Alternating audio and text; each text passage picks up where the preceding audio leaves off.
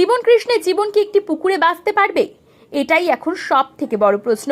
কারণ 2023 থেকে 25 সাল মাঝে কেটে গিয়েছে 2 বছর, কিন্তু সময় এগোলেও বদলায়নি বরগাঁ তৃণমূল বিধায়ক। জীবন রয়েছে, জীবনেই।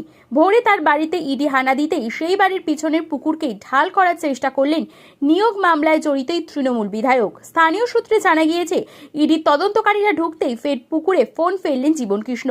তবে এবার আর রেহাই পেলেন না, হলো না লক্ষ্যভেদ। পুকুর নয়, পুকুর পাড়ে পড়ল 2টি ফোন। উদ্ধার করলেন ইডি আধিকারিকরা। এই ফোনগুলোতে কি রয়েছে, কেনই পাতা দিয়ে ফেললেন বিধায়ক, সেটাই এখন যাচাই করবে তারা। পাশাপাশি জীবন কৃষ্ণের ভবিষ্যৎ ফের কোন মোড় নেয়, সেটাই এখন দেখার বিষয়। এমনকি পুকুরে মোবাইল ফোন ফেললেই যে ক্ষান্ত হয়েছেন তিনি, এমনটা নয়। ইডি হানার আভাস পেয়েই বাড়ির পিছনের দেওয়াল টপকে পালানোর চেষ্টা করেছিলেন তিনি, কিন্তু তার আগে কেন্দ্রীয় বাহিনী জাপটে ধরে তাকে। আর পালিয়ে যেতে পারেন না জীবন কৃষ্ণ। ठीक, ये फोन फेंक दिया था क्या?